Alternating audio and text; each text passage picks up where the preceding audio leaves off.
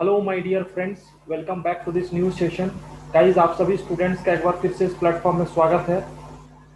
आज हम लोग जेई मेंस 2021 मार्च अटेम्प्ट के permutation and combination and probability के जितने भी क्वेश्चंस है उसको वन बाय वन करके इस सेशन में डिस्कस करेंगे।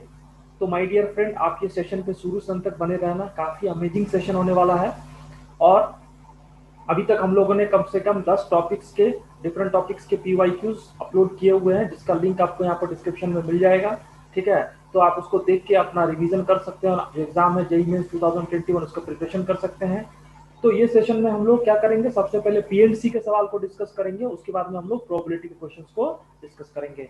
तो हमारे पास में जो पीएनसी का पहला क्वेश्चन है आपके सामने स्क्रीन में है। ठीक है, एक ट्राइंगल है, ठीक है, ए बी बी, उसके तीन साइड से ए बी बी सी सी ए, और बोल रहा है कि तीनों साइड्स पे आपको 3, 5, 6 इंटीरियर पॉइंट्स हैं। तो बोल रहा है total number of triangles that can be constructed using this points as vertices is equal to. यानी सिंपल ऐसा सोचो, आपके पास में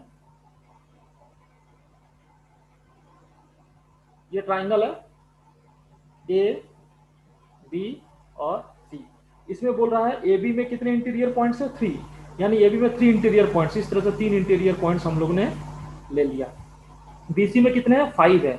यानी 1 2 3 4 5। और आपको बोल रहा है सीए में कितने इंटीरियर पॉइंट्स है, we have 6 interior points in CA.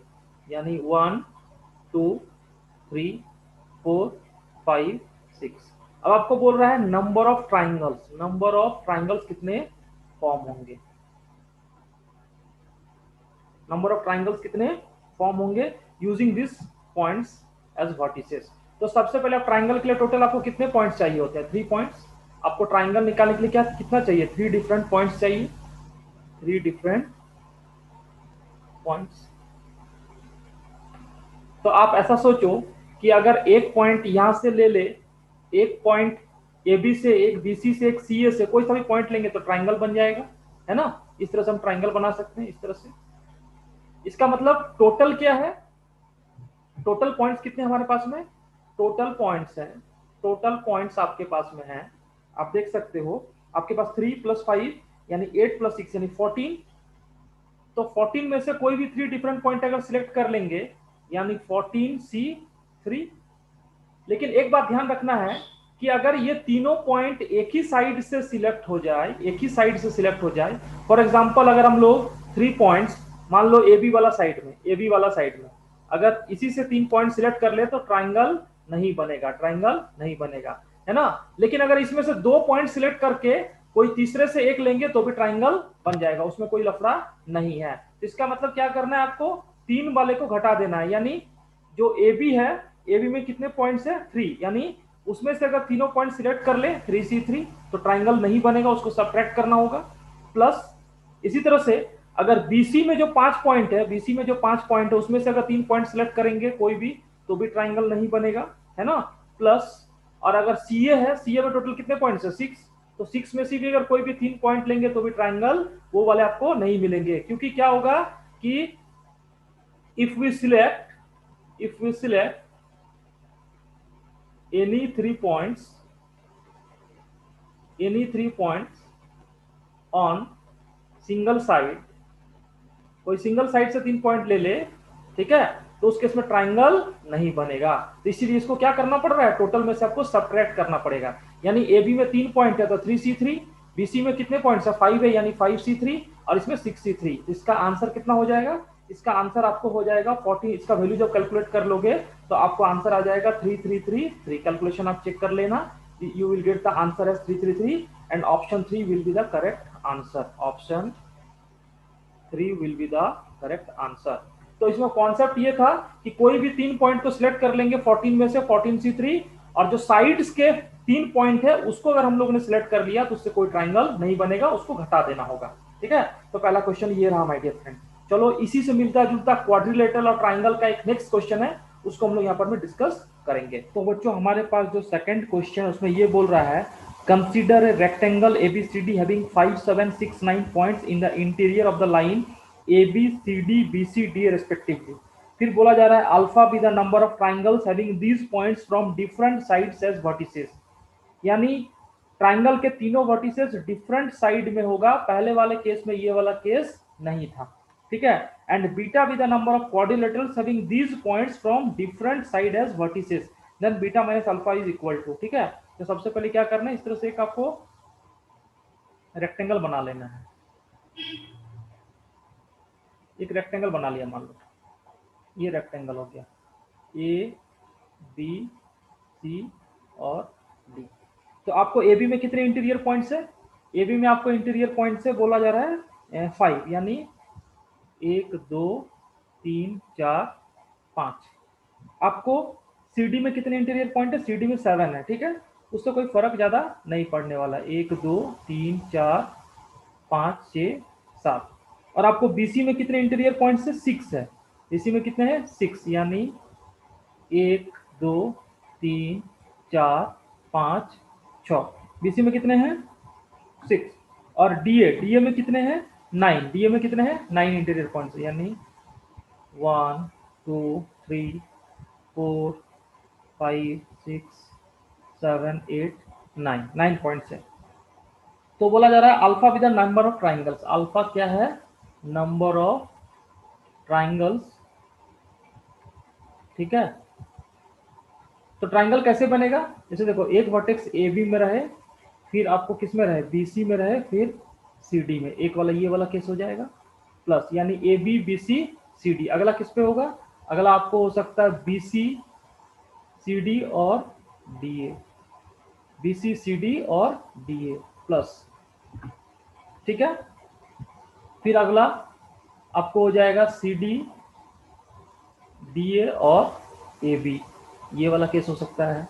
और फाइनली एक और केस हो जाएगा डी ए बी और बी सी, है ना, डी ए बी और बी सी, यानी अलग अलग साइड पे होंगे। पहला वाला केस में क्या हो रहा था कि कोई दो वर्टेक्स मैंने एक पर ले लिया और तीसरा यहाँ पर ले लिया तो भी ट्राइंगल बन जाएगा। ये वाला केस यहाँ पर में नहीं चलेगा, तीनों पॉइंट्स आपको बोला गया है पॉइंट्स फ्रॉम डिफरेंट साइड्स। तो बताओ अगर ए बी में मेरे पास कितने पॉइंट्स है, ए बी में 5 है, तो 5 में से एक पॉइंट ले लेंगे, यानी 5C1 इंटू बीसी में कितने पॉइंट्स है, बीसी में आपके पास में पॉइंट्स हैं, बीसी में आपको पॉइंट्स है 6 यानी 6C1 इंटू सीडी में कितने पॉइंट्स है 7, सीडी में कितने हैं 7, यानी 7C1 प्लस फिर यहाँ पर में 6C1 7C1 into 9C1 plus यहाँ पर में 7C1 into 9C1 into 5C1 plus finally ये वाला में इधर में 9, इधर में कितना है 5 और 9 5 और 6, यानी 9C1 into 5C1 into 6C1 alpha equal to, जब इसको सॉल्व करेंगे अल्फा का वैल्यू, इसको जब ऐड करोगे तो आपको आ जाएगा 1173। इसी तरह से बीटा क्या हो जाएगा, number of quadrilateral, beta number of quadrilaterals. जब क्वाड्रिलेटरल होगा तो इस तरह से कुछ क्वाड्रिलेटरल, एक यहाँ पर में, एक यहाँ पर में, एक यहाँ पर में, एक यहाँ पर में, इस तरह से क्वाड्रिलेटरल आपको बनेगा। जब क्वाड्रिलेटरल बनेगा यानी चारों साइड से एक एक पॉइंट लेना पड़ेगा। इसका मतलब 5 में से एक पॉइंट 5C1 इंटू 6 में से एक पॉइंट 6C1 इंटू 7 में से एक पॉइंट 7C1 इंटू 9 में से एक पॉइंट 9C1। तो यहाँ पर में कितना हो जाएगा 5 इंटू 6 30, 30 इंटू 6 3, 30 इंटू 6 3, तो ये आपको मिल जाएगा इक्वल टू 1890। और हमें निकालना है बीटा माइनस अल्फा, तो बीटा माइनस अल्फा कितना हो जाएगा 1890 माइनस 1173। तो यहाँ पर तो तुम्हें 17 हो गया, 17 और 1 है यानी 717, यानी 717 will be the correct answer. तो इस क्वेश्चन का जो आंसर आ गया दैट विल बी 717। एंड कौन सा ऑप्शन है, ऑप्शन 4 यानी फोर्थ ऑप्शन। तो बेसिकली फर्स्ट क्वेश्चन और इसमें ये डिफरेंस था कि फर्स्ट क्वेश्चन में जो ट्राइंगल बनता उसमें 2 पॉइंट एक साइड में होता और तीसरा कोई अदर में। यहाँ पर ये वाला केस नहीं होगा, तीनों ट्राइंगल के जो तीनों वर्टेक्स होंगे वो अलग अलग साइड में होंगे और क्वाड्रिलेटरल के भी जो चारों साइड्स होंगे वो अलग अलग क्वाड्रिलेटरल के भी जो 4 वर्टिसेस होंगे वो भी अलग साइड्स पे होंगे। तो इस तरह से आंसर आ गया 717। तो डियर हमारे पास जो नेक्स्ट क्वेश्चन है बहुत ही इजी क्वेश्चन है, ठीक है। इसमें बोल रहा है टीम ए में 7 बॉयज एंड n गर्ल्स है, टीम बी में 4 बॉयज 6 गर्ल्स है। फिर बोल रहा है total number of 52 single matches can be arranged between these two teams when a boy plays against a boy and girl plays against a girl. यानी दोनों team के बॉय खेलेंगे, बॉय एक टीम का, दूसरे टीम का गर्ल्स खेलेंगे और पहले वाले का भी गर्ल्स खेलेंगे। तो टोटल नंबर ऑफ मैचेस जो है 52 है, ठीक है। तो सबसे पहले इस तरह से आप लिख लो, यानी ए टीम है, ए टीम में कितने कितने हैं, आपको है 7 बॉयज प्लस n गर्ल्स, यानी n गर्ल्स। इसी तरह से जो आपको सेकंड टीम है ना, जो सेकंड टीम है, यानी उसको सेकंड टीम को बी नहीं लेते हैं, कुछ इस तरह से ले लो, एक्स टीम ले लो, है ना। इस एक्स टीम में क्या है, कितने नंबर ऑफ बॉयज है, आपको 4 बॉयज है प्लस 6 गर्ल्स।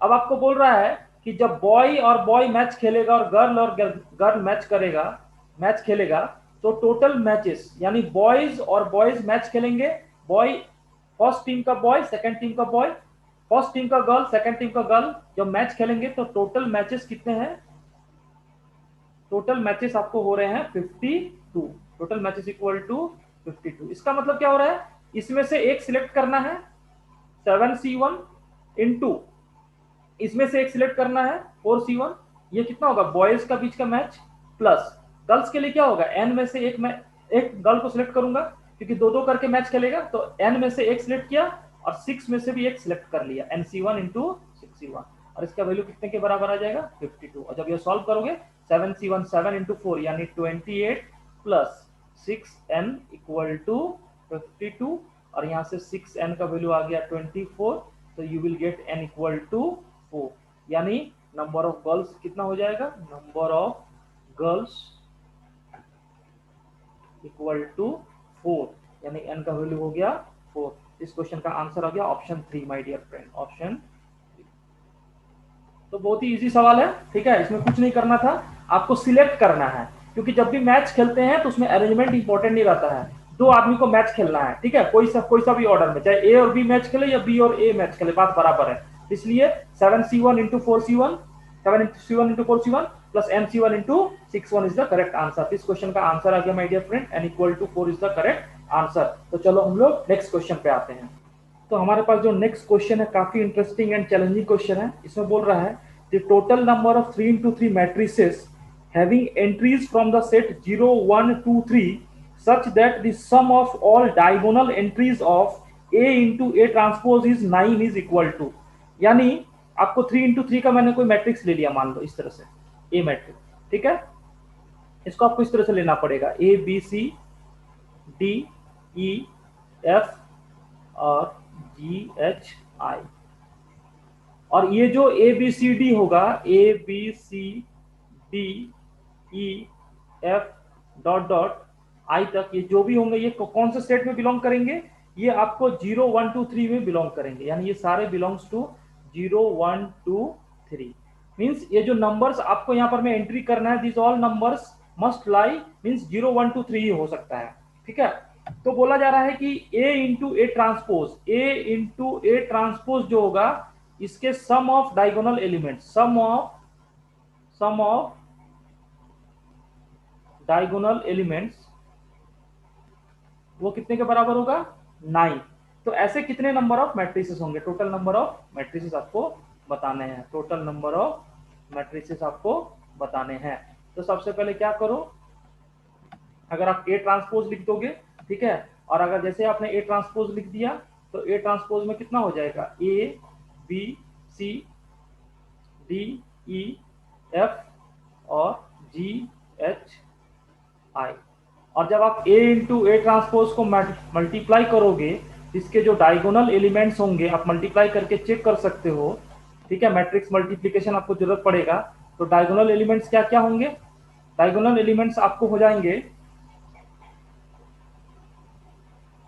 फर्स्ट वाला A11, यानी जो फर्स्ट रो फर्स्ट कॉलम का जो डायगोनल होगा वो होगा A square plus B square plus C square, जो सेकंड रो और सेकंड कॉलम का होगा, ठीक है, वो हो जाएगा D square plus E square plus F square, और थर्ड रो वाला जो हो जाएगा, that third row third column वाला वो हो जाएगा G square plus H square plus I square. ठीक है, अब क्या करेंगे, इसको अगर सम करेंगे, यानी सम करना है मुझे, ठीक है ना, तो सम करना है, तो सम को लिखना है A square plus B square plus C square plus D square plus E square plus F square plus G square plus H square plus I square.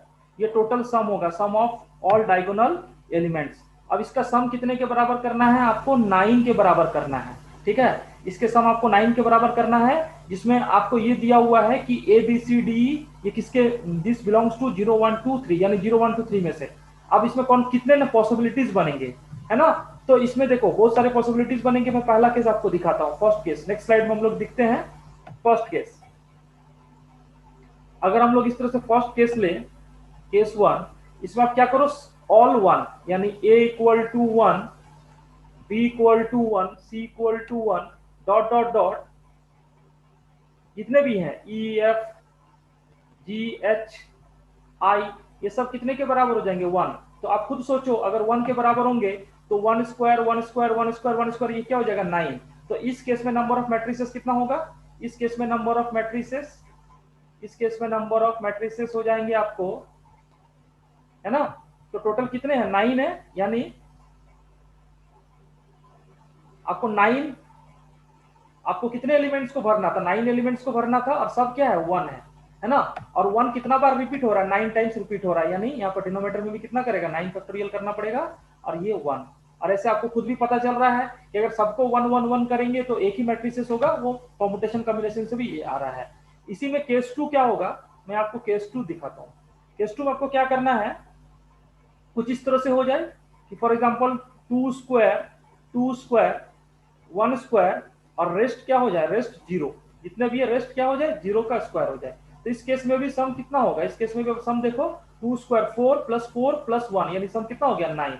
यानी इसमें कितना हो जाएंगे, इसमें आप ये बोल सकते हैं number of twos, number of twos कितने होंगे, 2, नंबर ऑफ 1, ये कितने के बराबर हो गया, ये भी 1 के बराबर हो गया, और number of zeros, number of zeros, zero कितने पर बैठेंगे, टोटल यहाँ पर 3 हो गया, और 6, नंबर ऑफ जीरोस कितने होंगे, 6। तो इस केस में नंबर ऑफ मैट्रिसेस कितना होगा, इस केस में number of matrices equal to total कितने भरने हैं, 9 factorial divide by number of twos कितने हैं, 2 है, तो फैक्टोरियल 2, और बाकी नंबर ऑफ जीरोस कितने हैं, 6 है, यानी फैक्टोरियल 6। तो इस केस में आ जाएगा 9 factorial divide bye 2 factorial into 6 factorial. इसका आंसर जब आप करोगे तो ये हो जाएगा 250 263 इंटू 4। इसी तरह से केस 3 हम लोग लेंगे। केस 3 में क्या करें, अब ऐसा सोचो कि अगर एक एलिमेंट 2 स्क्वायर हो जाए, और यहां पर में प्लस, अगर आपको 1 square plus 1 square plus 1 square plus 1 square, यानी कितना हो गया, 4 प्लस 5, तो 5 प्लस यहाँ पर इधर में कितना हो गया, 5, 1 square 1 square 1 square 1 square 1 square, 5 plus 4 9, और यहाँ पर में रेस्ट, रेस्ट कितना हो जाए, 0 का स्क्वायर। तो यहाँ पर में कितने हो जाएंगे, ये वाला तो सिंगल है, यानी 1 टाइम्स है, ये वाला कितने टाइम्स है, 5 टाइम्स है, और 0 कितना टाइम्स हो जाएगा, 0 आपको हो जाएगा 6, और 9 आपको 9 एलिमेंट्स है, यानी 3 टाइम्स। इस केस में number of matrices factorial 9 divide by 1 कितना है, आपको ये सिंगल टाइम है, उसको तो फैक्टोरियल 1 करेंगे, यहाँ पर factorial 5 into factorial 3, factorial 9 into factor 5 into factorial 3, और जब इसको सॉल्व करेंगे तो you will get the value as 504 है ना। इसके अलावा एक और केस होगा, केस 4। केस 4 कौन सा होगा, आपको दिखा देता हूं। केस 4 में क्या होगा कि आप एक को 3 स्क्वायर ले लो, और रेस्ट क्या हो जाए, 0 square 0 square 0 square plus 0 square dot dot dot 0 square, यानी ये 0 स्क्वायर कितने टाइम्स होंगे, 8 टाइम्स होंगे। तो इस केस में नंबर कितने हो जाएंगे, इस केस में नंबर हो जाएंगे factorial 9 divide by factorial 8, factorial 1 का तो कोई फर्क नहीं पड़ता है। तो इस केस में आंसर कितना हो जाएगा, 9। तो टोटल फाइनल कितना हो जाएगा, फाइनल नंबर में सबको ऐड कर देंगे, क्या कर देंगे, ऐड, यानी टोटल रिक्वायर्ड, टोटल में रिक्वायर्ड कितना हो जाएगा, ये 1 प्लस इधर में कितना हो गया 252, इधर में कितना हो गया प्लस 252 प्लस इधर में आपको हो गया 504 और प्लस 504 प्लस इधर में हो गया 9।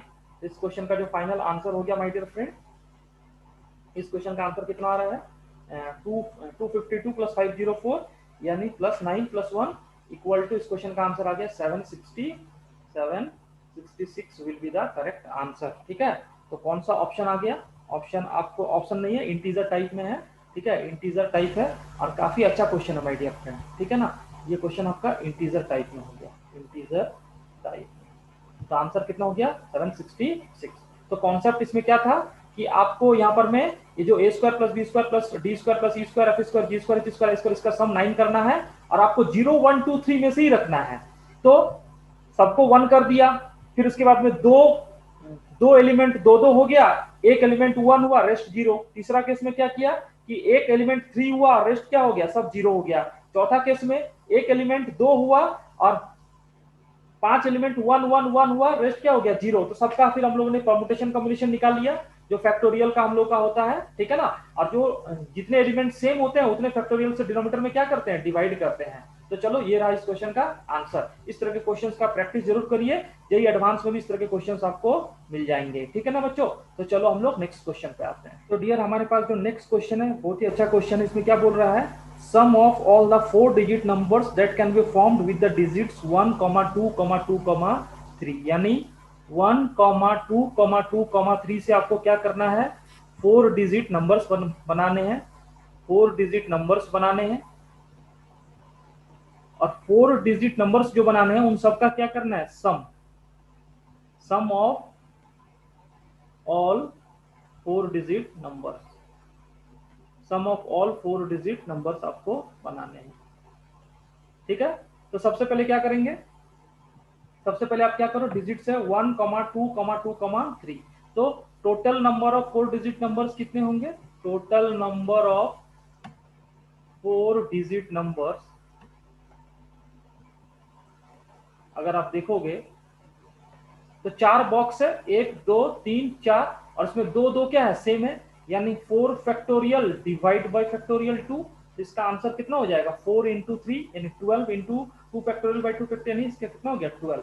यानी total number of 4 digit numbers क्या होंगे, 12 होंगे। अब चलो, अब इसमें ध्यान से सोचना है, अगर हम लोग 1 की बात करें, मान लो 1 डिजिट की बात करें, तो मान लो 4 डिजिट का इस तरह का नंबर होगा। ठीक है, 4 डिजिट का नंबर होगा, तो 1 का क्या पॉसिबिलिटी बनेगा, 1 इस तरह से या तो यूनिट प्लेस पे आएगा, या तो ये वाले प्लेस पे आएगा, और या तो 1 यूनिट प्लेस में, 10th प्लेस में, 100 प्लेस में, और अदरवाइज 1 कहां पर आएगा, 1000 प्लेस में। तो मान लो अगर 1 यूनिट प्लेस में हो गया तो ऐसे नंबर कितने होंगे, तो अगर 1 यूनिट प्लेस में हुआ यानी 1 तो भर गया, और बाकी कितने हैं, 2 2 3, यानी 2 2 3 में से यहां पर मैं आपको भरना है। तो इस केस में टोटल नंबर कितने होंगे, यानी 3 है फैक्टोरियल 3 और 2 नंबर क्या है, सेम है, यानी कितने नंबर होंगे, फैक्टोरियल 2, फैक्टोरियल 2 यानी कितने हो गया 3। यानी इस केस में 3 नंबर होंगे, इस केस में भी 3 नंबर होंगे, इस केस में भी 3, इस केस में भी 3, तभी तो सबका सम कितना हो गया 12। इसका मतलब है कि सम ऑफ 1, अगर 1 डिजिट का सम ऑफ डिजिट 1 यानी 1 का सम जो हो जाएगा, सम ऑफ डिजिट 1 वो कितना होगा, आप यहां पर में 1 है तो आप लिखोगे 1 इंटू 3, और यहां पर में सम यूनिट प्लेस में कितना हो जाएगा, 10 power 0 plus 10 power 1 plus 10 power 2 plus 10 power 3। यानी ये किसका सम हुआ, सिर्फ 1 के लिए सम हुआ है ना। इसी तरह से अगर हम इसकी बात करें, 2 की बात करें, मान लो सपोज करो, लेट अस कंसीडर 2 की बात करें, तो 2 कहां कहां पॉसिबिलिटी बनेगा, देखो ध्यान से।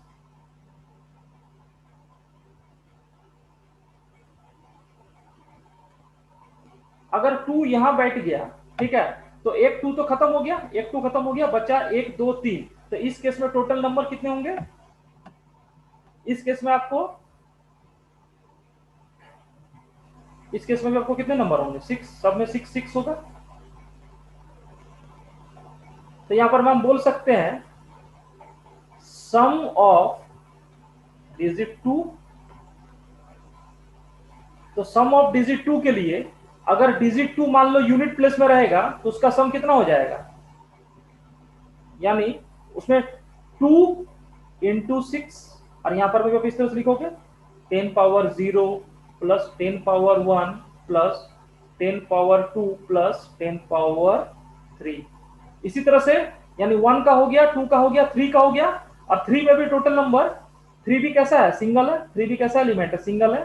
तो सम ऑफ डिजिट 3, अगर हम लोग सम ऑफ डिजिट 3 भी करें, सम ऑफ डिजिट 3 करें, सम ऑफ डिजिट 3 करें, तो इस केस में भी 3 क्या हो सकता है, या तो यहाँ बैठे, या तो यहाँ बैठे, या तो यहाँ बैठे, यानी उस केस में भी कितने होंगे, 3 नंबर्स होंगे, यानी 3 है, और 3 से मल्टीप्लाई भी करना पड़ेगा, क्योंकि 3 रहेगा तो 3 इंटू 10 पावर 0, इस केस में 3 इंटू 10 पावर, तो 3 इंटू 3 हो जाएगा मल्टीप्लाई, और यहाँ पर भी 10 power 0 plus 10 power 1 plus 10 power 2 plus 10 power 3, और टोटल सम कितना हो जाएगा, टोटल सम के लिए सम ऑफ 2 का सम, 1 का सम और 3 का सम, तो टोटल सम हो जाएगा आपको, टोटल सम इक्वल टू, तो रिक्वायर्ड सम इक्वल टू, यानी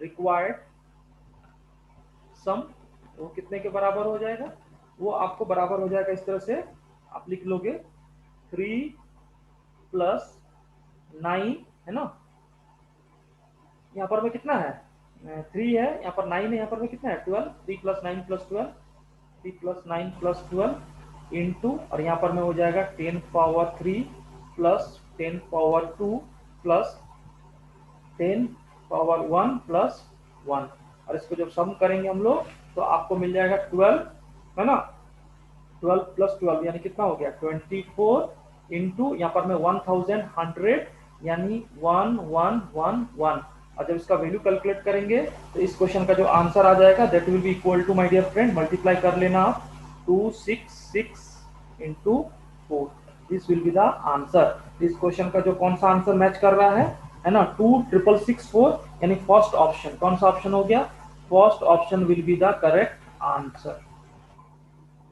तो डियर हमारे पास जो नेक्स्ट क्वेश्चन उसमें ये बोल रहा है, the number of times the digit 3 will be written when listing the integers from 1 to 1000, यानी आपको 1 से लेके 1000 तक, 1 से लेके 1000 तक में जो इंटीजर्स आएंगे उसमें 3 कितने टाइम्स आएंगे, यानी number of times, number of times 3 आपको बताना है, नंबर ऑफ टाइम्स आपको 3 बताना है। तो सबसे पहले क्या करो, कुछ इस तरह का 3 डिजिट का नंबर होगा, यानी 3 बॉक्स रहेंगे, ठीक है, इस तरह के 3 बॉक्स रहेंगे, और इसमें जब 3 की बात करेंगे तो इसमें रिपीटेशन भी आपको अलाउ रहेगा, इसमें रिपीटेशन भी आपको अलाउ रहेगा।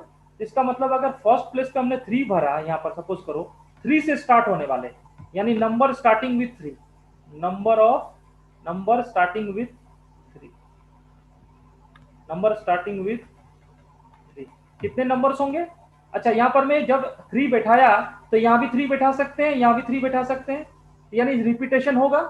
इसका मतलब इस बॉक्स को बैठाने का टोटल तरीका कितना होगा 10, और इस बॉक्स को भी 0 से लेके 1 2 3 4 5 6 7 8 9 10 तक बैठा सकते हैं कुछ भी, और यहाँ पर में भी 10, तो टोटल नंबर कितने हो जाएंगे इस केस में, total numbers equal to 100, repetition allowed है। इसी तरह से अगर 3 ये को यहाँ बैठा देंगे, मान लो मिडिल प्लेस पे 3 रहेगा, तो ऐसे नंबर्स कितने होंगे, तो अगेन यहाँ भी 3 आ सकता है और यहाँ भी 3 आ सकता है, तो इस केस में भी हम 0 बैठाएंगे तो भी उस नंबर में 3 रहेगा, तो इसका मतलब है यहाँ पर में भी 10 रहेगा, और यहाँ पर में भी कितने रहेंगे 10, 10 तक बैठा सकते हैं, 0 1 2 3 4 5 6 7 8 9 10, तो टोटल नंबर कितने होंगे 10 इंटू 10, तो इस केस में भी टोटल नंबर्स कितने होंगे, total numbers equal to 10 into 10 equal to 100, यानी अगर 3 मिडिल में रहेगा तो वैसे वैसे 100 नंबर्स रहेंगे जिसमें आपको 3 मिडिल में रहने वाला होगा, ठीक है। इसी तरह से अगर सपोज करो 3 को हम यहां बैठा दे, 3 को यहां बैठा दे, तो इस प्लेस को भी भरने के कितने तरीके होंगे 10, और इस प्लेस को भी भरने के कितने तरीके होंगे 10। क्यों ऐसा हुआ, ऐसा इसलिए हुआ क्योंकि यहाँ पर भी आप 0 बैठाओ, 1 बैठाओ, 2 बैठाओ, कुछ भी बैठाओ, 3 तो एक बार आ गया, तो यहाँ पर में रिपीटेशन भी अलाउड होगा, तो इस केस में भी टोटल नंबर कितने होंगे, total number equal to 10 into 10 equal to 100, तो इन सबको ऐड कर देंगे तो जो रिक्वायर्ड नंबर होगा, रिक्वायर्ड आंसर जो हो जाएगा, यानी आपको 300 नंबर्स, 100 100 100 100 100 100, यानी आपको 300 नंबर्स में 300 नंबर्स ऐसा रहेगा जिसमें डिजिट 3 जो है लिखा हुआ रहेगा। तो इस क्वेश्चन का आंसर हो गया 300। तो बच्चों अभी तक हम लोगों ने पी एंड सी के 6 क्वेश्चंस डिस्कस कर लिए हैं। अब हमारे पास प्रोबेबिलिटी का आता है पहला क्वेश्चन, यानी क्वेश्चन नंबर 7। ठीक है, ये क्वेश्चन आपका बाइनोमियल डिस्ट्रीब्यूशन का है प्रोबेबिलिटी में। Let in a binomial distribution consisting of 5 independent trials probability of exactly 1 and 2 successes are 0.4096 and 0.2048 respectively। ठीक है, then the probability of getting exactly 3 successes is equal to, यानी सबसे पहले क्या है इस क्वेश्चन में, 5 इंडिपेंडेंट ट्रायल्स। इंडिपेंडेंट ट्रायल्स का मतलब है कि किसी को किसी से कोई मतलब नहीं है। तो सबसे पहले क्या है कि बाइनोमियल डिस्ट्रीब्यूशन में आपको बाइनोमियल डिस्ट्रीब्यूशन का फॉर्मूला पता होना चाहिए। बाइनोमियल डिस्ट्रीब्यूशन में क्या है कि जैसे probability of getting one success मतलब 5 ट्रायल्स में एक सक्सेस चाहिए, यानी 5C1, तो एक में सक्सेस चाहिए। और मान लो सक्सेस का प्रोबेबिलिटी को मैंने क्या मान लिया, P मान लिया, इनटू जो बचे हुए 4 है उसमें प्रोबेबिलिटी कितना हो जाएगा, यानी सक्सेस जो आपको निकालना है, ठीक है ना, इंडिविजुअल सक्सेस का प्रोबेबिलिटी कितना है, P है। तो नॉट सक्सेस का कितना हो जाएगा, नॉट सक्सेस ये हो जाएगा 1 माइनस P, सबको पता है ना। तो 5 में से एक ट्रायल में सक्सेस चाहिए, यानी 5C1 P यानी 1 टाइम सक्सेस। तो 5 इंडिपेंडेंट ट्रायल है तो 4 टाइम क्या हो जाएगा, नॉट सक्सेस, यानी 1 minus P to the power 4। और इसका वैल्यू दिया हुआ है एग्जैक्टली 1 सक्सेस का, इसका वैल्यू दिया हुआ है 0.4096। इसको फर्स्ट नंबर इक्वेशन। इसी तरह से अगर हम लोग सेकंड इक्वेशन लिखें, probability of probability of getting 2 success, यानी 2 बार सक्सेस चाहिए, कितने ट्रायल्स में से, 5 ट्रायल्स में से। तो आप लिखोगे 5C2 2 सक्सेस यानी P², और जो 3 ट्रायल बचेगा वहां पर में क्या होगा, नॉट सक्सेस यानी 1 माइनस P। और इसका वैल्यू कितना है, इसका वैल्यू आपको दिया हुआ है 0.2048। इसको 2 नंबर इक्वेशन। अब आप क्या करो, दोनों को डिवाइड कर दो, दोनों को क्या कर दो, डिवाइड कर दो। तो 5C1 का वैल्यू कितना हो जाएगा, 5 into P into 1 minus P to the power 4 divide by 5C2, यानी 5 इंटू 4 डिवाइड बाई 2, यानी कितना हो जाएगा 10। यहाँ पर हो जाएगा P², यहाँ पर 1 माइनस P होल क्यूब। और जब इसको डिवाइड करोगे 0.4096 डिवाइड बाई 0.2048। अब ध्यान से देखो, यहाँ पर में कैलकुलेशन है, इन दोनों को डिवाइड कर देंगे तो कितना मिलेगा 2। यहाँ पर में ये कैंसिल होगा तो बचेगा 2। यहाँ पर एक P और एक P कैंसिल, यहाँ पर में ये 1 माइनस P होल क्यूब यहाँ पर बचेगा तो एक P बचेगा, है ना। यानी आपको बचेगा, ऊपर में बचेगा 1 माइनस P, और डिनोमिनेटर में कितना बच जाएगा, 2P बचा। 2P इक्वल टू यहाँ पर में कितना हो गया 2। तो you will gate 4P plus P, यानी 5P इक्वल टू कितना हो गया 1। तो यहाँ से P जो हो गया, यानी एक ट्रायल में सक्सेस का प्रोबेबिलिटी कितना हो गया 1/5। 1/5। अब आपको क्वेश्चन क्या बोला गया है, अब आपको बोला गया probability of getting exactly 3 successes, यानी probability of getting exactly 3 success. यहाँ भी एग्जैक्टली था, ठीक है, मैंने वर्ड लिखा नहीं, बट वहाँ क्वेश्चन में लिखा हुआ है तो मैंने आपको समझा दिया। तो एग्जैक्टली 3 सक्सेस के लिए कितना लिखोगे, 5 में से 3 सक्सेस यानी 5C3 और P³ इंटू 1 माइनस P का होल स्क्वायर। तो यहाँ पर 5C3 यानी कितना हो गया 5C2 यानी 10 into 1 by 5 whole cube into 4/5 का होल स्क्वायर, 4/5 का होल स्क्वायर। और जब डियर फ्रेंड इसको सॉल्व करोगे तो आपको आंसर आ जाएगा, इसको कैलकुलेट कर लेना। You will get the answer as 325 sorry 32 32 यहाँ पर मैं divide by 625, 32 divide by 625 will be the answer. और इस क्वेश्चन का जो आंसर हो जाएगा that will be option first, यानी first option will be the correct answer, first option will be the correct answer. तो बहुत ज्यादा डिफिकल्ट सवाल नहीं है, और ये जो है ना आपका बाइनोमियल डिस्ट्रीब्यूशन का बेसिक सवाल है, और ये क्वेश्चन इस तरह से सॉल्व हो गया। तो चलो हम लोग प्रोबेबिलिटी का नेक्स्ट क्वेश्चन यानी क्वेश्चन नंबर 8 पे आते हैं। ठीक है, क्वेश्चन भी थोड़ा सा अंडरस्टैंडिंग का है, बहुत इजी क्वेश्चन है। ठीक है, इसमें क्या है, let a computer program generate only the digits 0 and 1 to form a string of binary numbers with probability of occurrence of 0 at even place is 1/2 and probability of occurrence of 0 at odd place is 1/3, then the probability that 10 is followed by 0 1 is equal to 10 is followed by 0 1 is equal to। इसका मतलब है कि सबसे पहले क्या है ना कि आपको दो डिजिट्स हो रहे हैं, या इधर 0 और 1 बाइनरी डिजिट हो रहा है ना, तो इसका मतलब कोई कंप्यूटर प्रोग्राम जो है इस तरह के दो डिजिट्स जनरेट कर, इस तरह का सीक्वेंस जनरेट हो रहा है, 0 1 0 1 1 0 1 0, इस तरह का कोई सीक्वेंस जनरेट हो रहा है ना, कोई भी सीक्वेंस है। लेकिन हमें जो क्वेश्चन में सीक्वेंस बोल रहा है कि probability that 10 is followed by 1 0 1, यानी 10 इज फॉलोड बाय 0 1, यानी ये सीक्वेंस आपको चाहिए, ये सीक्वेंस आपको चाहिए। 10 इज फॉलोड बाय 0 1 है ना, 10 इज फॉलोड बाय 0 1, तो ये सीक्वेंस आपको चाहिए। इसमें क्या है ना कि 10 अगर चाहिए तो आप ध्यान से देखो, अगर ये फर्स्ट हो जाएगा यानी ये अगर ऑड प्लेस हुआ, ये अगर ऑड हो गया तो ये 0 क्या हो जाएगा, इवन प्लेस पे होगा। फिर अगेन ये वाला 0 कहां पर होगा, ऑड प्लेस पे। और फिर ये वाला 1 कहां पर हो जाएगा, फिर आपका इवन प्लेस पे। इसी में एक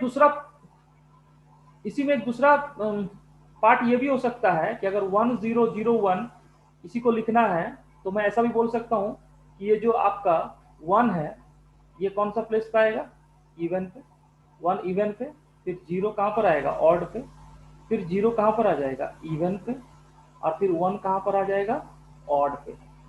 यानी either sequence will be odd even और sequence will be even odd, यानी इन दोनों में से कोई एक होगा, यानी प्लस लगेगा।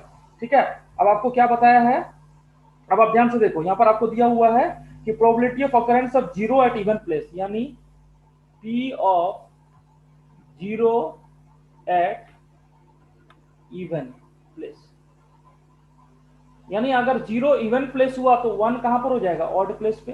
तो 0 एट इवन प्लेस कितना दिया हुआ है, हाफ। तो यानी आइदर 0 हो रहा है या 1 हो रहा है। तो अगर 0 इवन प्लेस पे हुआ तो P1 एट ऑड प्लेस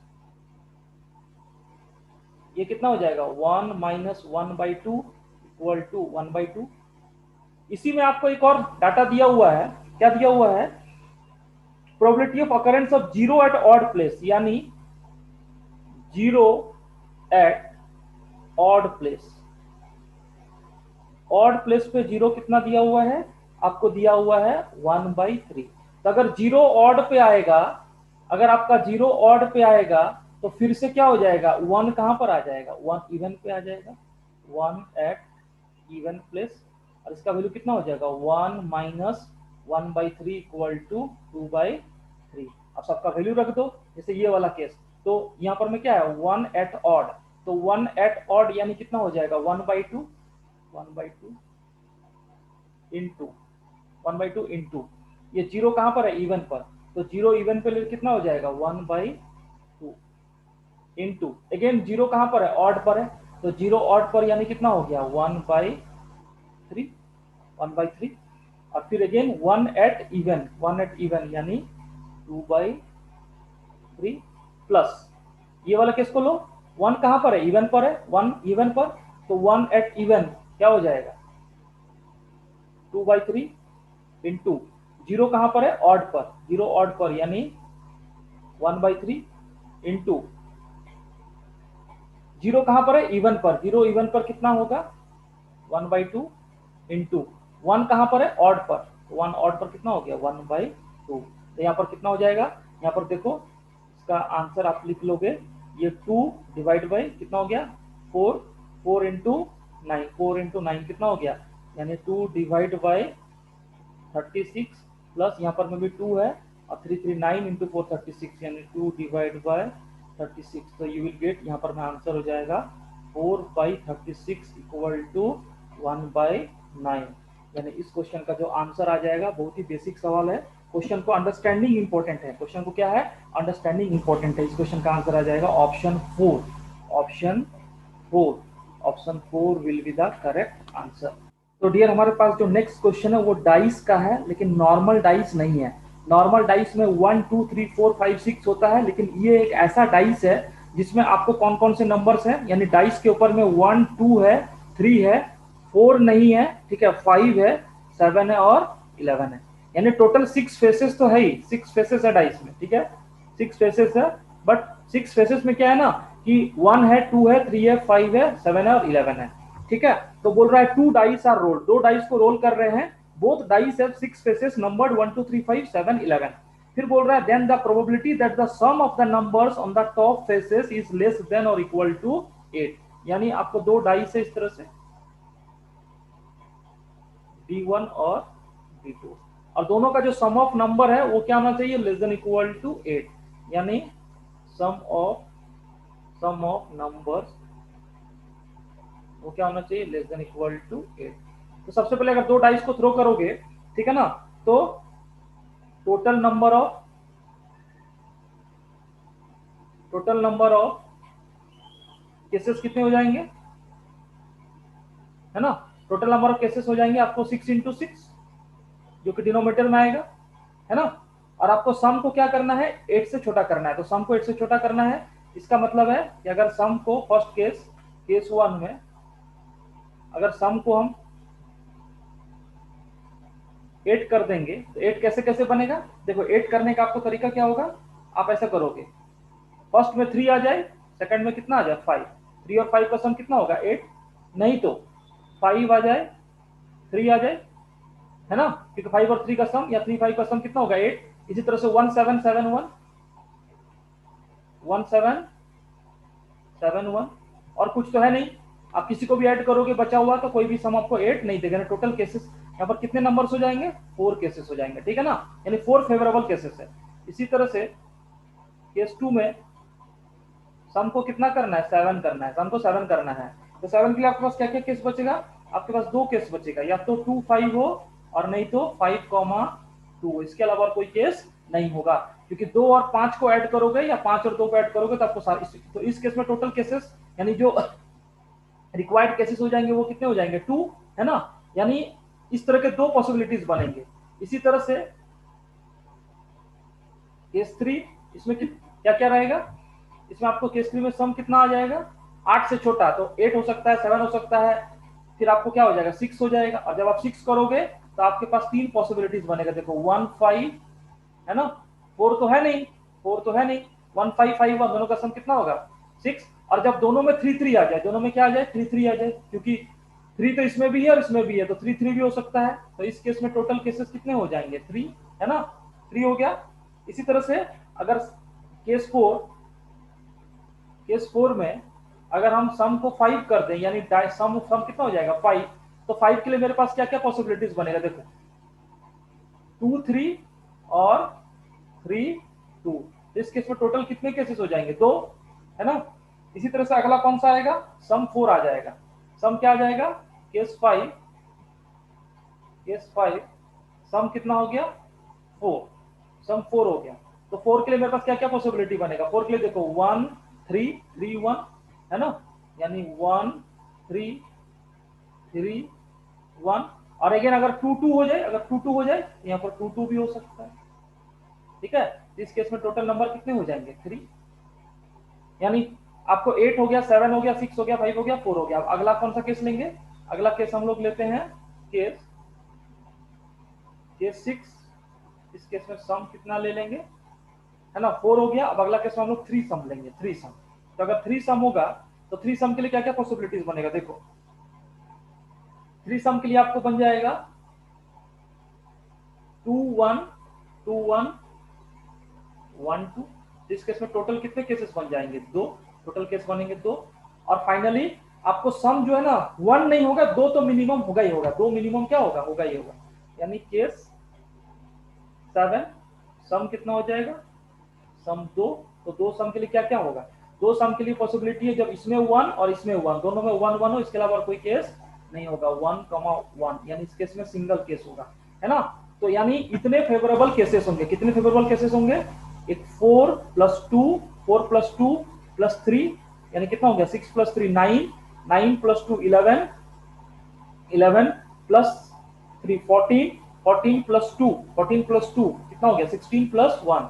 यानी फेवरेबल केसेस, फेवरेबल केसेस आपको जो प्रोबेबिलिटी में फेवरेबल केसेस निकालेंगे, फेवरेबल केसेस वो कितने हो जाएंगे, फेवरेबल केसेस में आपको हो जाएंगे 4+2+4+2+ यहाँ पर मैं 3+2+3+2+3+1+2, तो आप कैलकुलेट करो, 4+2+3+2+3+1+2 है ना। तो यहाँ पर में हो गया 6+3 9, 9+2 कितना हो गया 11, 11 और 1 12, 12 और 2 14+3 कितना हो गया 17। और आपको डिनोमिनेटर में total number of general cases कितने होंगे 6 × 6। यानी आपको जब डाइस, दो डाइस को छोड़ आप थ्रो करते हो तो नॉर्मल हमारे पास में 36 नंबर ऑफ केसेस आते हैं। तो रिक्वायर्ड प्रोबेबिलिटी कितना हो जाएगा, रिक्वायर्ड प्रोबेबिलिटी आपको हो जाएगा 17 डिवाइड बाय 36, 17 डिवाइड बाय 36 इस क्वेश्चन का आंसर आ जाएगा।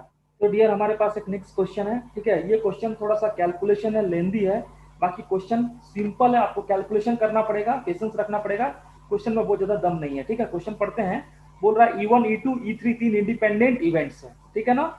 The probability that only E1 occurs, यानी सिर्फ E1 अकर करेगा उसका प्रोबेबिलिटी अल्फा है, ओनली E2 अकर्स उसका प्रोबेबिलिटी बीटा है, ओनली E3 उसका प्रोबेबिलिटी गामा है।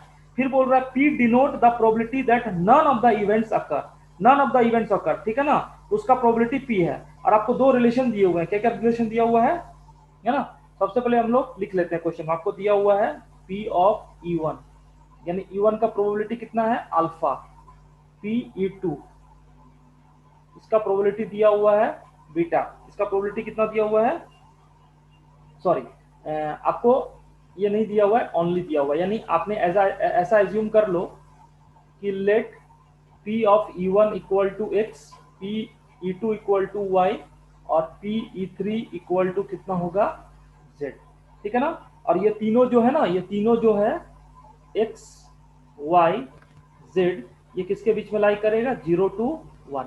और आपको दिया हुआ है E1 E2 E3, ये तीनों कैसा इवेंट है, independent event, independent event, independent event.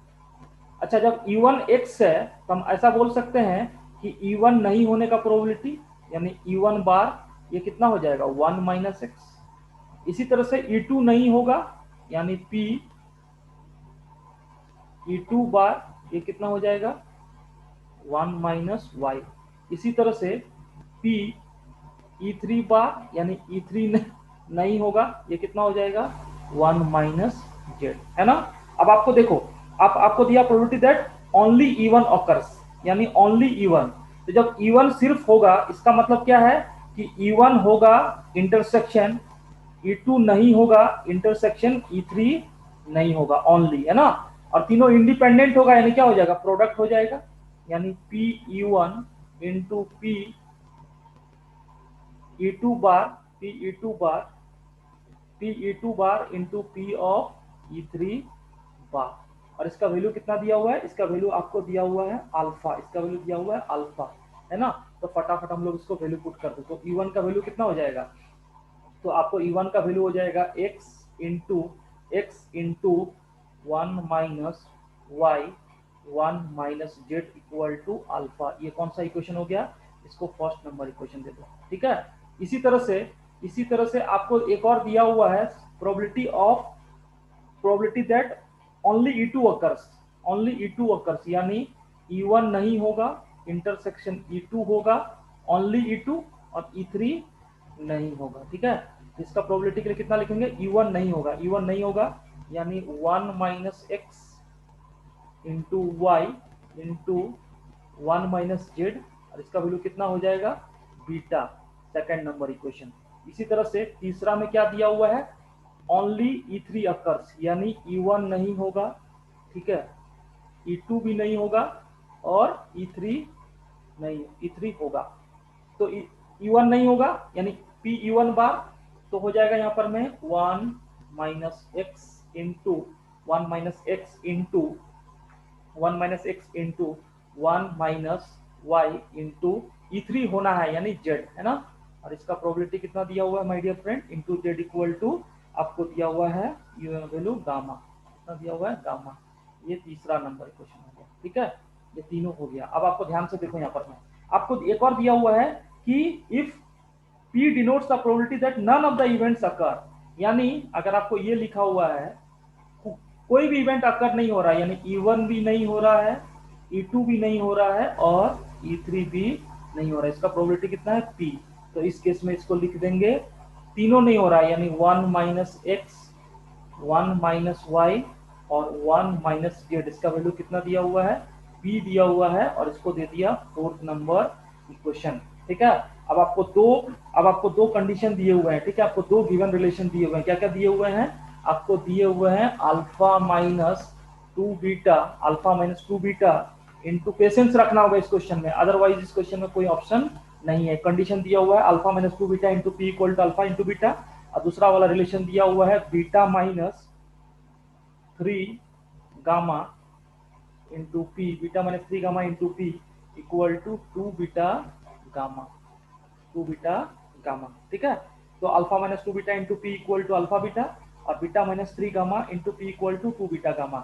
अब मैं बारी बारी से दोनों रिलेशन को, यानी पहले बार में alpha minus 2 beta into P, यहाँ पर मैं सारे वैल्यूज को पुट करूंगा, जो अल्फा का वैल्यू दिया हुआ है, जो बीटा का वैल्यू दिया हुआ है, जो गामा दिया हुआ है। ठीक है, तो सबसे पहले क्या करो, ये वाला रिलेशन को देखो, और आपको क्या निकालना है, आपको निकालना है probability of occurrence of E1 divide by E3, यानी E1 का प्रोबेबिलिटी x और E3 का कितना है, z, यानी you have to find the value of x by z, यानी x बाई z का वैल्यू फाइंड करना है हमें, यानी इस क्वेश्चन का टारगेट क्या है, x बाई z फाइंड करना है। तो सबसे पहले ये वाला जो रिलेशन है, इसमें हम सारे वैल्यूज को पुट कर रहे हैं। तो नेक्स्ट स्लाइड में लिखते हैं। ठीक है, नेक्स्ट स्लाइड में क्या लिखेंगे, तो आपको लिखना है alpha minus 2 beta into p, तो आपको लिखना है alpha minus 2 beta into p equal to alpha into beta. सारा वैल्यूज को रख दो, तो अल्फा का वैल्यू आपको आया था, है ना। अब हम क्या कर रहे हैं, कॉमन निकाल के रख रहे हैं, है ना। तो थोड़ा सा आपको स्मार्ट यहाँ पर कैलकुलेशन करना पड़ेगा। तो अल्फा में 1 माइनस जेड है और बीटा में भी 1 माइनस जेड है, तो 1 माइनस जेड कॉमन आ गया। 1 माइनस जेड जैसे ही कॉमन निकालेंगे और सबको मल्टीप्लाई कर देंगे तो बन जाएगा x माइनस एक्स वाई, ठीक है, minus 2y plus 2xy, minus 2y plus 2xy into P. अब p का वैल्यू कितना है, p का वैल्यू आपको दिया हुआ है 1 minus x 1 minus y 1 minus z equal to alpha into beta. आप जब इसको मल्टीप्लाई करोगे तो आपको आ जाएगा x into y into x into y into, यहाँ पर आ जाएगा 1 माइनस वाई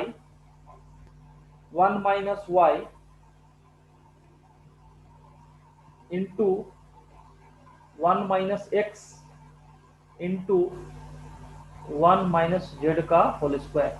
सारा वैल्यूज को बैठा के इस तरह से आप कैलकुलेट कर सकते हो। अब ध्यान से देखो यहाँ पर मैं क्या क्या कैंसिल हो रहा है। सबसे पहले तो देखो 1 माइनस जेड होल स्क्वायर, ये और ये कैंसिल, है ना। इसी तरह से 1 minus y cancel, 1 minus x cancel. तो यहाँ से क्या क्या बच जाएगा, यहाँ पर आपको बच जाएगा x माइनस 2y और माइनस xy प्लस 2xy, यानी plus xy equal to xy। तो यहाँ से xy भी कैंसिल हो गया और आपको मिल गया x by y equal to 2, आपको मिल गया x by y equal to 2, है ना। इसी तरह से जो दूसरा रिलेशन है, दूसरा रिलेशन क्या है, beta minus 3 gamma into P, इसको यूज करना है। यानी दूसरा रिलेशन में आपको क्या दिया हुआ है, beta minus 3 gamma into p, beta minus 3 gamma into p, beta minus 3 gamma into p equal to कितना दिया हुआ है, 2 बीटा और गामा। तो यहां पर में भी जब आप इस तरह से इसको सॉल्व करोगे, है ना, तो मैं डायरेक्ट लिख रहा हूं अब रिजल्ट का। अब इस तरह से आपको सेम क्या होगा, आपको इस तरह से हो जाएगा, फाइनली आपको मिल जाएगा 1 माइनस एक्स का होल स्क्वायर कॉमन आ जाएगा। जैसे यहाँ 1 माइनस जेड का होल स्क्वायर आया, इधर में 1 माइनस एक्स का होल स्क्वायर बन जाएगा, और इधर बन जाएगा 1 minus y, 1 minus z into beta, यानी आपको बन जाएगा बीटा का वैल्यू कितना था, y माइनस वाई जेड, वाई minus y z minus 3z। मैं डायरेक्ट लिख रहा हूं, आप इसको कैलकुलेट कर लेना, कैलकुलेशन आपको करना है, 3yz, है ना, इस तरह से आ जाएगा minus 3z plus 3yz equal to 2 into beta gamma. Beta gamma में फिर से क्या हो जाएगा, आपको 1 माइनस एक्स का होल स्क्वायर आ जाएगा, 1 माइनस एक्स का होल स्क्वायर आ जाएगा, और आ जाएगा 1 माइनस वाई, 1 माइनस जेड, और यहाँ पर वाई जेड आएगा, तो इधर में भी क्या आ जाएगा, वाई इंटू जेड। अब जरा यहाँ पर मैं भी सारा टर्म को कैंसिल करो, 1 माइनस एक्स का whole square, 1 minus x square, 1 minus y, 1 z, ये सारे कैंसिल हो जाएंगे, ठीक है। और यहाँ पर मैं देखो ध्यान से, वाई प्लस 2 वाई जेड, इधर में कितना आ जाएगा, y plus 2yz, y plus 2yz minus 3z equal to 2yz, तो यहाँ से 2yz कैंसिल हो गया, you will get y by z equal to 3, y by z equal to कितना हो गया, 3, y by z equal to आ गया 3, है ना। तब आपको क्या निकालना था, अब आपको ध्यान से देखो, आपको जो रिक्वायर्ड आंसर है, आपको जो रिक्वायर्ड आंसर है उसमें आपको क्या निकालना है बच्चा, आपको निकालना है x बाई जेड आपको निकालना है। तो x बाई जेड निकालने के लिए क्या करोगे, इन दोनों को मल्टीप्लाई कर देंगे, इन दोनों को मल्टीप्लाई कर दो तो आपको मिलेगा x बाई जेड, क्योंकि y और y क्या हो जाएगा, कैंसिल, और x by z equal to कितना आ गया, 6, यानी x बाई जेड, यानी आपको जो था कि p ऑफ E1, आपको क्या दिया था, p ऑफ E1, यानी probability of E1 divide by probability of E3, इस क्वेश्चन का इंटीजर टाइप आंसर कितना हो जाएगा, 6। तो बच्चों थोड़ा सा लेंदी क्वेश्चन है और कोई दम नहीं है सवाल में, कोई भी दम नहीं है, ठीक है। सो डियर फ्रेंड, हमारे पास जो नेक्स्ट क्वेश्चन है, ठीक है, प्रोबेबिलिटी का बहुत ही अच्छा क्वेश्चन है। इसमें ये बोल रहा है कि आपको let A denote the event that A 6 digit integer formed by 0 1 2 3 4 5 6 without repetition, है ना। यानी आपके पास टोटल 7 डिजिट है, 0 1 2 3 4 5 6, इसमें से बिना रिपीटेशन के आपको 6 डिजिट के इंटीजर बनाने हैं। Integers repetition be divisible by 3, then the probability of event A is equal to, यानी विदाउट रिपीटेशन 6 डिजिट के नंबर बनाने हैं, और वो नंबर में से क्या होने चाहिए, वो नंबर 3 से डिविजिबल होने चाहिए। तो आपको रिक्वायर्ड प्रोबेबिलिटी बताना इवेंट का, है ना। तो सबसे पहले आप क्या करो कि इस आपको 6 डिजिट से क्या क्या है, 0 1 2 3 4 5 6, तो आप ऐसा बोलो कि total number of 6 digit numbers without repetition,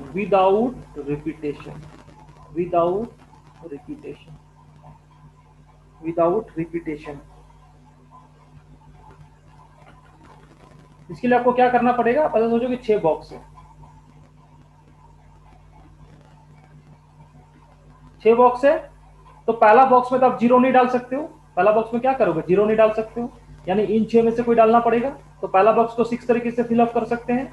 फिर जब पहला बॉक्स में इनमें से कोई एक नंबर डाल देंगे तो इधर से कितने बचेंगे, 5, और ये 0 भी इधर आ सकता है, यानी यहाँ पर मैं अब कितने तरीके से, 6, फिर अगले को 5 तरीके से, फिर अगले को 4 तरीके से, फिर अगले को 3 तरीके से, फिर अगले को 2 तरीके से। तो इस केस में टोटल कितने हो जाएंगे, टोटल 6 डिजिट नंबर यहाँ पर में हो जाएंगे, आप देखो 6 इंटू 6 5 4 3 2 इंटू 1, यानी ये हो जाएगा 6 इंटू फैक्टोरियल 6, इतने number of total 6 digit number repetition होंगे। अब आपको क्या बोल रहा है कि इन नंबर्स में से बहुत सारे नंबर क्या होंगे, नंबर डिविजिबल बाय 3, यानी नंबर्स डिविजिबल बाय 3। वैसे वैसे कितने नंबर होंगे, और फिर डिविजिबल बाय 3 का जितने नंबर होंगे उसका प्रोबेबिलिटी बता, नंबर्स डिविजिबल बाय 3। तो 3 से डिविजिबल के लिए क्या करते हैं कि सम ऑफ डिजिट्स ये क्या हो जाएगा, डिविजिबल बाय 3, डिविजिबल बाय 3। इसका मतलब मैं आपको एग्जांपल समझा रहा हूं, जैसे आपने एक नंबर लिया 1 2 7, इसके सम ऑफ डिजिट्स कितने हो जाएंगे, इसके सम ऑफ डिजिट्स हो जाएंगे 9 + 1 10। तो ये 10 जो है 3 से डिविजिबल नहीं है, 10 जो है 3 से डिविजिबल नहीं है। तो इस केस में 1 2 7 ये जो हो जाएगा not divisible by 3, not divisible by 3। लेकिन अगर एक नंबर मैं ये ले लूं 1 2 9, इसमें सम कितने हो जाएंगे, इसमें सम हो जाएंगे 9 और 2 11 + 1 यानी 12, और 12 ये जो है 3 से क्या हो जाएगा, डिविजिबल हो जाएगा। इसका मतलब है 1 2 9 एक ऐसा नंबर है जो किससे डिविजिबल हो जाएगा, 3 से, डिविजिबल बाय 3। तो आपको 3 से नंबर्स चाहिए, और वो नंबर्स क्या हो जाएंगे, 6 डिजिट के होने चाहिए, और 6 डिजिट के नंबर्स इन सारे डिजिट से बनेगा। और वैसे वैसे कितने नंबर होंगे 6 डिजिट के जो इन डिजिट से बनेगा, विदाउट रिपीटेशन और डिविजिबल बाय 3। इसमें आपको डिफरेंट केसेस लेना पड़ेगा, डिफरेंट क्या लेना पड़ेगा, केसेस लेना पड़ेगा, ठीक है ना। तो मैं अलग अलग केसेस आपको लेके दिखाता हूँ, ठीक है। तो यहाँ पर मैं फर्स्ट केसेस देख लो, फर्स्ट केस 1। अगर आपने ये सारे डिजिट्स को रखा 1 2 3 4 5 6, तो इन सारे डिजिट्स का सम कितना हो जाएगा, आप देख सकते हो 3 + 3 कितना हो गया, 6 + 4 10, और 10 + 5 15 + 6 21। यानी अगर इन सब को रखूंगा, इन सब से अगर इन 6 डिजिट से नंबर बनाऊंगा 6 डिजिट का, तो इसका सम 21 हो जाएगा, और ये क्या हो जाएगा, डिविजिबल बाय 3, डिविजिबल बाय 3। तो इस केस में रिक्वायर्ड नंबर कितना होगा, रिक्वायर्ड नंबर आपके पास 6 बॉक्स है और 6 नंबर है, तो इस केस में रिक्वायर्ड नंबर कितना हो जाएगा, फैक्टोरियल 6। बहुत ही इजी है। इसी तरह से अगर केस 2 हम ले लें, केस 2 में इस तरह से ले लूं, अगर आपने 0 रखा 0 1 2 0 1 2 3 4 5, इस केस में भी सम ऑफ डिजिट्स कितना आएगा, आप ध्यान से देखो, यहां पर मैं आपको हो जाएगा 15, कितना सम ऑफ डिजिट हो जाएगा, 9 + 3 12 + 2 14 + 15, ये भी क्या हो जाएगा, डिविजिबल हो जाएगा, ये भी 3 से क्या हो जाएगा, डिविजिबल हो जाएगा। यानी इन नंबर को रखते हुए आपको कितने डिजिट के नंबर बनाने हैं, 6 डिजिट के। तो 6 डिजिट के लिए आपको क्या करना पड़ेगा, रिक्वायर्ड नंबर आपको सबसे पहले फर्स्ट प्लेस पे 0 नहीं आएगा, यानी फर्स्ट प्लेस पे कितने नंबर आएंगे, 5 आएंगे, फिर अगला में 5, फिर 4 × 3 × 2 × 1, यानी ये कितना हो जाएगा, 5 × 5 फैक्टोरियल, 5 × फैक्टोरियल। इसी तरह से जो फाइनल हमारे पास केसेस हो जाएंगे, कौन कौन से केसेस बनेंगे जिसमें से आपको ये डिविजिबल हो जाएगा। तीसरा केस मैं आपको लेके दिखाता हूं, ठीक है। इसमें आपको जो तीसरा केस होगा, इसमें हमारे पास तीसरा केस ये आएगा, सिर्फ एक और केस आ जाएगा, आपको आ जाएगा 0 1 2 0 1 2 4 5 6। इस केस में भी सम कितना आ जाएगा, इस केस में भी सम आप देखो 11 + 4, 11 + 4 कितना हो गया, 15, 15 + 2 70 + 1 18, यानी ये भी क्या हो जाएंगे, डिविजिबल हो जाएंगे। तो इस केस में रिक्वायर्ड नंबर आपको फिर से यही वाला सेम कॉन्सेप्ट है ना, सेम कॉन्सेप्ट, क्योंकि यहाँ पर 0 फर्स्ट प्लेस पे नहीं आएगा, तो इस केस में भी कितना हो जाएगा, 5 × 5 फैक्टोरियल, 5 × 5 फैक्टोरियल। इसका मतलब क्या हो रहा है डियर फ्रेंड, इसका मतलब है कि आपको इसके अलावा और कोई केस नहीं होगा, इसके अलावा और आपको कोई केस नहीं होगा, आप चेक करके देख सकते हो। फॉर एग्जाम्पल मैं अगर ऐसा ले लूं, मैं आपको एक एग्जाम्पल लेके दिखाता हूं, आप उसको चेक करते रहना, है ना। अगर मैं एग्जाम्पल में ऐसा ले लूं, सपोज करो 0 1 2 0 1 2 3 और 5 और 6 ले लो, ठीक है ना। यानी आपको 6 डिजिट चाहिए, तो इनका सम कितना हो जाएगा, इनका सम हो जाएगा, आप देखो खुद से, 11 + 3 कितना हो गया, 14, 14 + 2 16 + 1 17, 17 डिविजिबल नहीं है, यानी इसको यूज करेंगे तो 3 डिजिट के नंबर जो 6 डिजिट के नंबर 3 से डिविजिबल होने वाले नहीं मिलेंगे, तो इसका कोई फायदा नहीं है। इसका मतलब है सिर्फ यही 3 केस बनेगा और बाकी कोई केस नहीं बनेगा, बाकी कोई केस नहीं बनेगा। तो जो रिक्वायर्ड प्रोबेबिलिटी होगा, रिक्वायर्ड प्रोबेबिलिटी सबसे पहले क्या होगा, डिनोमिनेटर में कितना होंगे, डिनोमिनेटर में तो आपको टोटल नंबर ऑफ केसेस हो जाएंगे। टोटल नंबर ऑफ नंबर्स कितने थे, टोटल तो आपको 6 इंटू 6 फैक्टोरियल था। टोटल कितना था, 6 इंटू 6 फैक्टोरियल, यानी 6 इंटू 6 फैक्टोरियल। और न्यूमरेटर में कितने रहेंगे, जो 3 से डिविजिबल हो, 3 से डिविजिबल वाले इधर में एक 6 फैक्टोरियल है, प्लस इधर में कितना है 5 इंटू 5 फैक्टोरियल, और प्लस प्लस एक और है 5 इंटू 5 फैक्टोरियल, है ना, इधर में ऊपर में आ जाएगा। यानी मैं इसको 2 टाइम्स लिख रहा हूं, इधर में कितना लिख देता हूं, इसको मैं 2 टाइम्स लिख देता हूं, इसको 2 इंटू, ठीक है ना, क्योंकि ये 5 फैक्टोरियल कितना है, 2 बार है। तो जब इसका आंसर निकालोगे आप तो देखो 6 फैक्टोरियल आपको आ जाएगा, 6 इंटू 6 कितना हो जाएगा, आपको हो जाएगा। तो यहाँ से आप 5 फैक्टोरियल कॉमन निकाल सकते हो, 5 फैक्टोरियल कॉमन निकाल लोगे, है ना। तो 5 फैक्टोरियल कॉमन निकालोगे तो आपको कितना बच जाएगा, आपको बच जाएगा इधर में 6 प्लस 10, यानी 6 प्लस 10, और 5 फैक्टोरियल कॉमन निकाल लिया, है ना। तो आपको बच जाएगा 6 इंटू 6 यानी 36, यानी आपको आंसर हो जाएगा 16 डिवाइड बाई 36, और इस क्वेश्चन का आंसर हो जाएगा 4 इंटू 9, यानी 4 इंटू 9, और 4 इंटू 4 यानी 4/9। इस क्वेश्चन का आंसर आ जाएगा 4/9 will be the correct answer. तो मुझे लगता है कि थोड़ा सा ट्रिकी क्वेश्चन है और क्वेश्चन अच्छा भी है। तो आपको क्वेश्चन के लिए क्या करना पड़ेगा, केस लगा लगा के सॉल्व करना पड़ेगा, और ऐसे केस लगा के क्वेश्चंस आपको जेई एडवांस में आते हैं। तो ये क्वेश्चन जनरल स्टूडेंट के लिए डिफिकल्ट है, लेकिन जिनका प्रोबेबिलिटी में कमांड है वो इस तरह के क्वेश्चन को सॉल्व कर सकते हैं, ठीक है।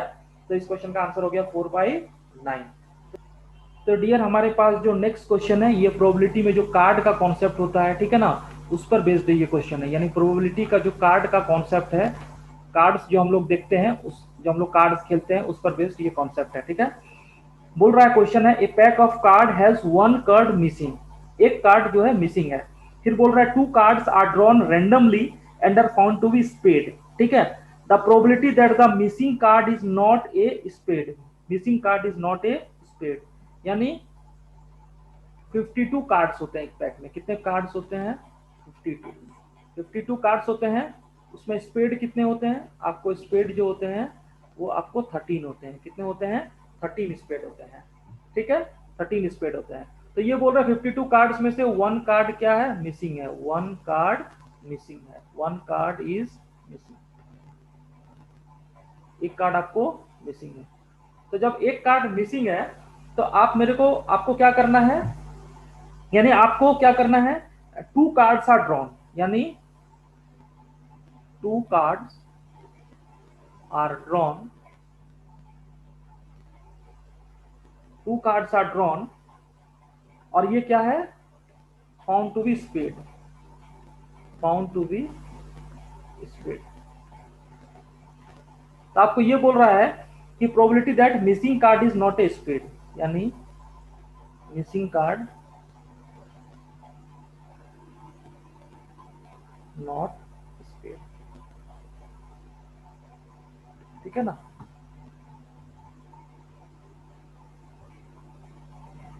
तो सबसे पहले क्या करो, आपके पास जो केस बनेगा वो इस तरह से हो सकता है, ठीक है, देखो ध्यान से। यानी एक पॉसिबिलिटी ये हो जाए कि मिसिंग कार्ड, जो कार्ड मिस है वो स्पेड हो, ठीक है, and missing card spade, and 2 cards जो फाउंड किया गया, ऑलरेडी ड्रॉ कर रहे हैं, वो क्या है, स्पेड से, यानी 2 कार्ड ड्रॉन आर स्पेड, ठीक है। एक तो ये वाला कॉम्बिनेशन हो, अदरवाइज एक ये भी हो सकता है कि मिसिंग कार्ड स्पेड नहीं हो, मिसिंग कार्ड नॉट स्पेड, यानी मिसिंग कार्ड स्पेड नहीं है, और उसके बाद जो हम लोग 2 कार्ड ड्रॉ कर रहे हैं, two cards drawn are spade, और आपको जो रिक्वायर्ड प्रोबेबिलिटी पूछ रहा है, रिक्वायर्ड प्रोबेबिलिटी कौन से वाले का पूछ रहा है, आपको बोल रहा है missing card is not a spade, यानी missing card not a spade and 2 cards drawn are spade, यानी ये वाला रिक्वायर्ड प्रोबेबिलिटी है। और ये टोटल प्रोबेबिलिटी हो जाएगा, टोटल प्रोबेबिलिटी क्या हो जाएगा, ये वाला हो जाएगा। अब आप सबको ये करो, कैलकुलेट करो। तो फर्स्ट वाले का अगर आंसर लिखे हम लोग यहाँ पर में, फर्स्ट वाले का हम लोग आंसर लिखे यहाँ पर में, अगर इसका आंसर लिखे फर्स्ट वाले का, जैसे एग्जांपल में दिखाता हूं आपको,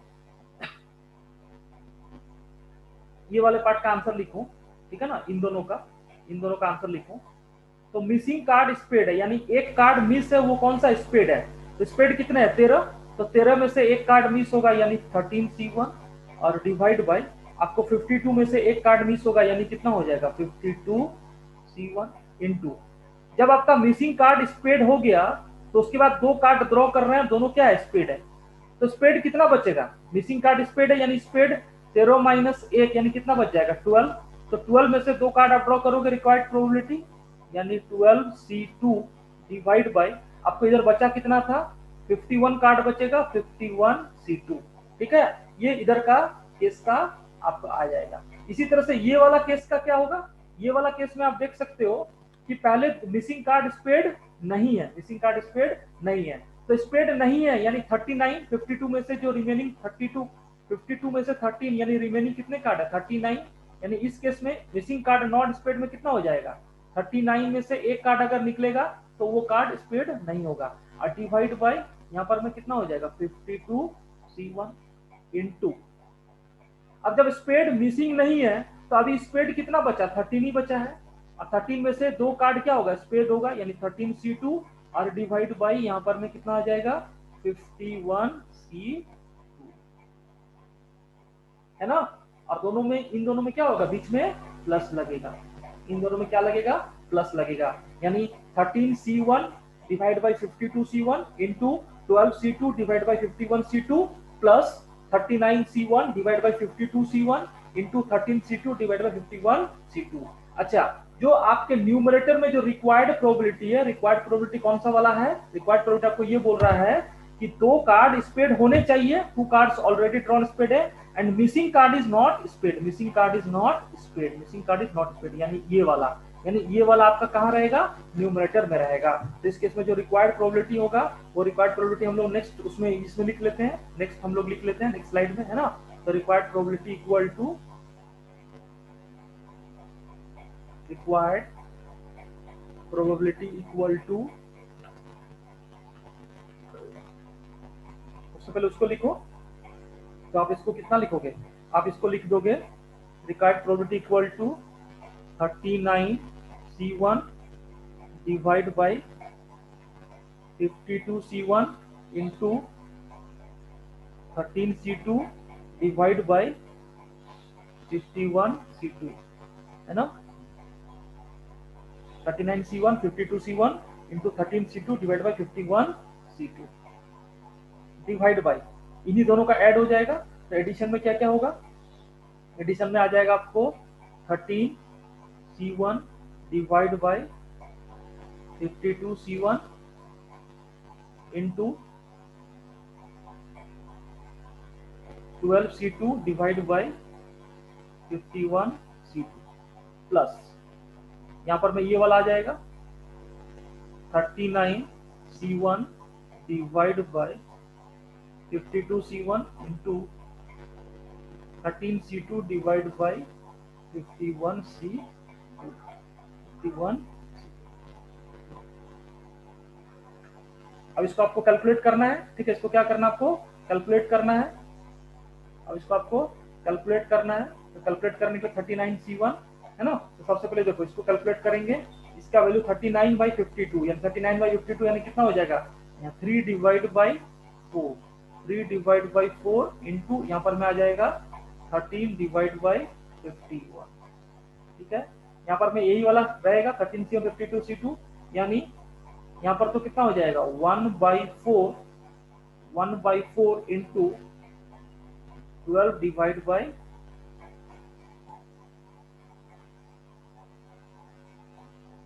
जस्ट अ मिनट, यहाँ पर में 13C2 है, तो यहाँ पर में आपको 13C2 का वैल्यू हो जाएगा 13C2 का वैल्यू हो जाएगा 13 इंटू 12 डिवाइड बाई यानी 78, यानी इधर आ जाएगा आपको 78 और 51 इंटू 25, 51 इंटू 25, 51 इंटू 25, और इधर में आ जाएगा 1/4 12C2 यानी 12 इंटू 11 यानी 66, इधर में कितना आ जाएगा, इधर में you will gate 66, 1/4 into 1/4 into 66 divide by, यहाँ पर आ जाएगा 51C2, 51C2 का वैल्यू आपको फिर से यही मिल जाएगा 51 इंटू 52C1 और 52C1 और 51C2, 52C1 51C2, तो ये तो कैंसिल भी हो जाएगा यहाँ पर में, है ना, एक वाला टर्म क्या हो जाएगा, कैंसिल हो जाएगा।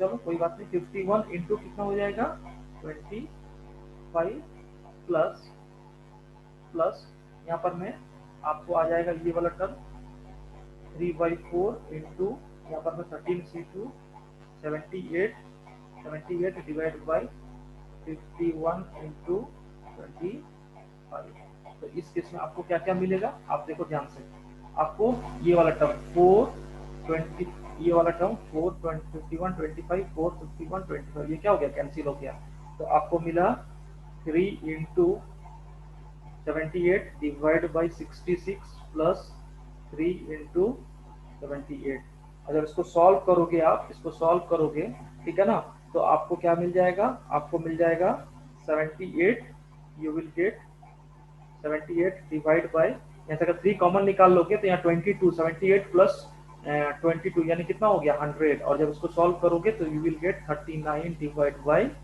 50, 39 डिवाइड बाई 50, यानी जो आपका रिक्वायर्ड प्रोबेबिलिटी था, रिक्वायर्ड प्रोबेबिलिटी क्या था, missing card is not split, यानी मिसिंग कार्ड नॉट स्प्लिट, इसका आंसर कितना हो जाएगा 39 divide by 50 will be the correct answer, है ना। तो थोड़ा सा कॉन्सेप्चुअल क्वेश्चन है, आपको ध्यान रखना है, कार्ड का कॉन्सेप्ट पता होना चाहिए और बाकी किस तरह से निकालें वो पता होना चाहिए। तो बच्चों ये रहा जेईई मेंस 2021 मार्च अटेम्प्ट के पीएनसीआर प्रोबेबिलिटी के 12 क्वेश्चंस का डिटेल्ड एक्सप्लेनेशन।